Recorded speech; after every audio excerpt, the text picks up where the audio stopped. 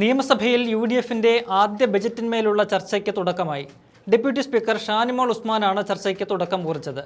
ഭരണപക്ഷത്ത് നിന്ന് സംസാരിച്ചതിൽ ജി സുധാകരന്റെ പ്രസംഗമാണ് ഇന്ന് ഏറെ ശ്രദ്ധേയമായത്. CPM-നെതിരെ ആഞ്ഞടിച്ച സുധാകരൻ പിണറായിയെ സഭയിൽ നിർത്തിപ്പൊരിച്ചു. പിണറായിയുടെ ചെരുപ്പിന്റെ വാറഴിക്കാൻ തനിക്ക് യോഗ്യതയില്ലെന്നാണ് മുൻ MLA ആയ ഒരു CPM നേതാവ് പറഞ്ഞത്. ആരുടെയും ചെരുപ്പിന്റെ വാറഴിക്കാനുള്ള യോഗ്യതാ ലിസ്റ്റിൽ ഞാനില്ല. അതിൽ ഞാൻ അഭിമാനിക്കുന്നു.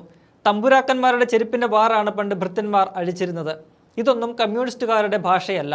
ചെറ്റക്കുടിലും ചെറ്റപ്പുരയിലും താമസിക്കുന്നവരാണ് കമ്മ്യൂണിസ്റ്റുകാരെന്നും തനിക്കെതിരെ നേരത്തെ ചെറ്റപ്രയോഗം നടത്തിയ പിണറായിയെ ഉദ്ദേശിച്ച് സുധാകരൻ പറഞ്ഞു. CPM സ്റ്റേറ്റ് കമ്മിറ്റി അംഗമായ ചന്ദ്രബാബു എല്ലാ ദിവസവും രാവിലെ എൻ്റെ അച്ഛനെ വിളിക്കുകയാണ്. ഞാൻ അയാളുടെ അച്ഛനെ കാണാത്തതുകൊണ്ട് എനിക്കൊന്നും പറയാൻ പറ്റില്ല. ഇന്ന് കമ്മ്യൂണിസമില്ല. ആരാണിന്ന് കമ്മ്യൂണിസ്റ്റ്?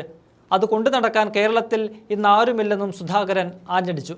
കഴിഞ്ഞ മാസം നയപ്രഖ്യാപനത്തിന്മേലുള്ള നന്ദിപ്രമേയ ചർച്ചയിലും സുധാകരൻ CPM-നെതിരെ രൂക്ഷ വിമർശനം ഉന്നയിച്ചിരുന്നു. ഇന്ന് സുധാകരൻ സഭയിൽ നടത്തിയ ആ പ്രസംഗം കാണാം. അച്ഛനെ വിളിക്കുകയാണ് എല്ലാ ദിവസവും രാവിലെ അവിടെ. സത്യം പറയാണ്. സ്റ്റേറ്റ് കമ്മിറ്റി മെമ്പറായ ചന്ദനബാബു സ്റ്റേറ്റ് കമ്മിറ്റി മെമ്പറാണ് എൻ്റെ അച്ഛനെ വിളിക്കുകയാണ്. ഞാൻ അയാളുടെ അച്ഛനെ കാണാത്തത് കൊണ്ട് എനിക്കൊന്നും പറയാൻ പറ്റത്തില്ല. അത്ര എനിക്ക് പറയാം. ഇതൊക്കെ ശരിയാണ് സാർ. പിണറായി വിജയൻ്റെ ചെരുപ്പിൻ്റെ വാറഴിക്കാനൊരു യോഗ്യതയില്ലെന്ന് ഇവിടെ MLA ആയിരുന്ന അന്നത്തെ പ്രതിപക്ഷ നേതാവിനെ മുണ്ടിരിയണമെന്ന് പറഞ്ഞ ഒരാൾ പറഞ്ഞു. സാർ, ഞാൻ ആരുടെയും ചെരുപ്പിൻ്റെ വാറഴിക്കാൻ യോഗ്യത ക്വാളിഫൈഡ് ലിസ്റ്റ് ഞാനില്ല സാർ. എന്നെ അഭിമാനിക്കുന്നു അതിനകത്ത്. തമ്പുരാക്കന്മാരുടെ ചെരുപ്പിൻ്റെ വാറാണ് പണ്ട് ഭൃത്യന്മാർ അഴിച്ചിരുന്നത്. നമ്മുടെ ആരുടെയും ചെരുപ്പിൻ്റെ വാറ് നമ്മളല്ലാതെ ആരും അഴിക്കും. ഇതൊക്കെയാണ് സാർ ഭാഷ, ഫ്യൂഡൽ ഭാഷ, സബർഡിന്മാരുടെ ഭാഷ. ഇതൊന്നും കമ്മ്യൂണിസ്റ്റുകാരുടെ ഭാഷയല്ല. ചെറ്റക്കുടലിലും ചെറ്റപ്പുരകളിലും താമസിക്കുന്നവരാണ് കമ്മ്യൂണിസ്റ്റുകാർ വോട്ടർമാരിൽ ഭൂരിപക്ഷവും. അവിടെയാണ് P. കൃഷ്ണപിള്ള EMS ഒക്കെ ഓടിച്ചിരുന്നത്. അവരാണ് അവർക്ക് ഭക്ഷണം കൊടുത്തത്. അതൊക്കെ ഇന്ന് ചരിത്ര കഥകൾ മാത്രമാണ്. ഇന്നത് പ്രാവർത്തികമല്ല. നേരെ വിപരീതമായതുകൊണ്ടാണ് ഞാൻ ഇനി ഇറങ്ങിപ്പോകുന്നത്. അല്ല, എന്നെ ആരും പുറത്താക്കിയതോ ഞാൻ രാജിവെച്ചതോ ഒന്നുമല്ല. അതുകൊണ്ട് എന്നോട് ആർക്കും വിരോധം തോന്നേണ്ട കാര്യമില്ല. ഞാൻ നല്ല കാര്യത്തിന് വേണ്ടി മാത്രം പറയുകയാണ്. സാർ, ഞാൻ അവസാനിപ്പിക്കുന്നു. സാർ, ഞാൻ പറയട്ടെ, ഇവിടെ കമ്മ്യൂണിസ്റ്റ് ഒരു ശാപമാണെന്നൊരു സുഹൃത്ത് പറഞ്ഞു. ഞാനതിന് മുഖം കാണാതിരുന്ന എൻ്റെ ഭാഗ്യം. സാർ, കമ്മ്യൂണിസം ശാപമാണെന്ന് പറയുന്ന ലോകത്ത് ജീവിച്ചിരിക്കാൻ അവകാശമുണ്ട്. മഹാനായ ജവഹർലാൽ നെഹ്റു എന്താണ് പ്രിൻസസ് ഓഫ് വേൾഡ് ഹിസ്റ്ററിൽ എഴുതി വെച്ചിരിക്കുന്നത്? അത് ശാപമാണെന്നാണ്. അതിനെ ശാപഗ്രസ്തമാക്കിയവരെ പറ്റി പറയുന്നതിന് പകരം ആ മഹത്തായ ഐഡിയോളജി ആക്ഷേപിക്കാന്ന് പറഞ്ഞാൽ ഇന്നിവിടെ കമ്മ്യൂണിസം ഇല്ല സാർ. ഇവിടെ എന്ത് കമ്മ്യൂണിസം? ഇപ്പോൾ ആരാ കമ്മ്യൂണിസ്റ്റ്? ഞാൻ ഒരു പാർട്ടിയിലും ഇല്ലാത്തത് കൊണ്ട് ഒരു കമ്മ്യൂണിസ്റ്റുകാരനാണെന്ന് പറയുന്നില്ല. കാരണം അവിശ്വാസിയാണ്. കാരണം ഒരു പാർട്ടിയിൽ ഉണ്ടെങ്കിലേ ഒരു കമ്മ്യൂണിസ്റ്റുകാരൻ ഉണ്ടാവുമെന്ന് മാർക്സ് പറഞ്ഞിട്ടുണ്ട്. പക്ഷേ ഞാൻ കമ്മ്യൂണിസ്റ്റ് വിശ്വാസിയാണ്. അത് പറയാൻ എല്ലാവർക്കും അവകാശമുണ്ട്. അതൊരിക്കലും കാലാഹരണപ്പെട്ടതല്ല. അത് കൊണ്ടു നടക്കാനും നടപ്പാക്കാനും ഉള്ളവരാരും ഇപ്പം ഇല്ല. ചൈനയിലും ക്യൂബയിലും കൊറിയയിലും വിയറ്റ്നാമിലും ഉള്ളത് അതവരൊരു പരുവത്തിൽ കൊണ്ടു നടക്കുന്നു. ബാക്കിയെല്ലാം ഇവിടെ ആരാ ഉള്ളത്? ആരുമില്ല. ഈ പറയുന്നതൊന്നും കമ്മ്യൂണിസ്റ്റമേ അല്ല. അറിഞ്ഞിരിക്കണം. അറിയാവുന്നതുകൊണ്ട് ഞാൻ പറയുകയാണ്. എനിക്ക് സമയമില്ല. സമയം എൻ്റെ പോയിക്കൊണ്ടേയിരിക്കണം. അതുകൊണ്ട് കമ്മ്യൂണിസത്തെ ഒന്നും ശപിക്കല്ലേ, അതൊന്നും ശരിയല്ല എന്നാണ് എനിക്ക് പറയാനുള്ളത്.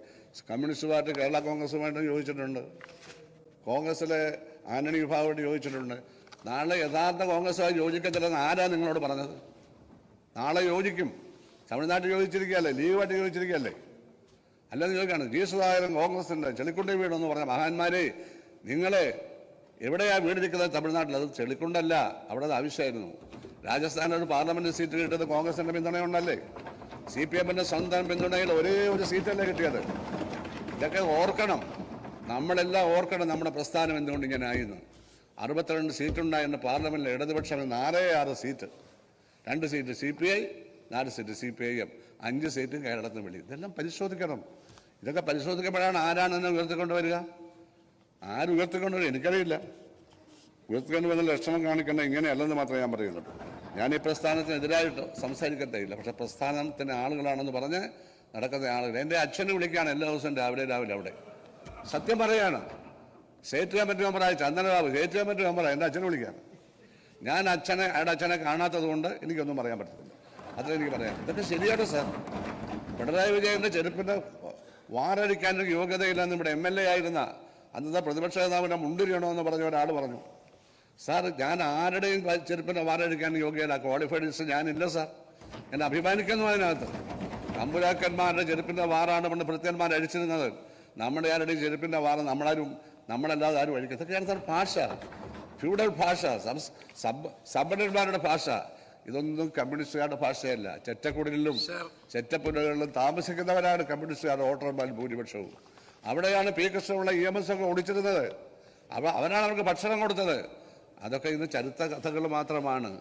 ഇന്നത് പ്രാവർത്തികമല്ല. നേരെ വിപരീതമായതുകൊണ്ടാണ് ഞാൻ ഇനി ഇറങ്ങിപ്പോകുന്നത്. അല്ല, എന്നെ ആരും പുറത്താക്കിയതോ ഞാൻ രാജിവെച്ചതോ ഒന്നുമല്ല. അതുകൊണ്ട് എന്നോട് ആർക്കും വിരോധം തോന്നേണ്ട കാര്യമില്ല. ഞാൻ നല്ല കാര്യത്തിന് വേണ്ടി മാത്രം പറയുകയാണ്. സാർ, ഞാൻ അവസാനിപ്പിക്കുന്നു. സാർ, ഓരോ കമ്മീഷൻ സെൻട്രൽ ഗവൺമെന്റ് പണ്ട് പാസ്സാക്കിയതാണ്. അതിൽ കോൺട്രാക്ടർമാരും അഴിമതിക്കാരായ അഴിമതിക്കാരായ രാഷ്ട്രീയക്കാരും അഴിമതിക്കാരായിട്ടുള്ള ഉദ്യോഗസ്ഥന്മാരും ചേർന്നുള്ള ഒരു അവിഹിത ബന്ധത്തെ പറ്റി പറയുന്നുണ്ട്. സാർ, നമ്മുടെ പദ്ധതിക്ക് നമ്മൾ 100 രൂപ വെച്ചാൽ 40 രൂപ അവർ ചെലവഴിക്കുള്ളൂ. 60 രൂപ അടിച്ചെടുക്കും. കാരണം മാക്സിമം 50 രൂപ. 30 ആണെങ്കിൽ നമുക്ക് സന്തോഷം, ബാക്കിയെല്ലാം വീതിച്ചെടുക്കാൻ. സാർ, ഈ 100 രൂപയിൽ ഒരു കോൺട്രാക്ടർക്ക് 15-20% വരെ ലാഭം എടുക്കാൻ അവകാശമുണ്ട്. അതെടുത്താൽ മതി. അതാണോ നടക്കുന്നത്? അപ്പോൾ തീർച്ചയായും പദ്ധതി നിർവഹണത്തിൽ ഈ കാര്യം ഗൗരവമായി മുഖ്യമന്ത്രി കാണണം. ഒരഴിമതിയും സംരക്ഷണ. സാർ, തുറുങ്കിൽ അടയ്ക്കണം. സാർ, ജനങ്ങൾ കൈകൊട്ടി നിൽക്കുന്ന ഭൂരിപക്ഷം തരും. അഴിമതികളോടുള്ള ജനങ്ങളുടെ വിരോധം അത്ര വലുതാണ്. അതിന് മുഖം മൂടിയുള്ളവരെ ഒന്നും നമ്മൾ ബഹുമാനിച്ചിട്ട് കാര്യമില്ല.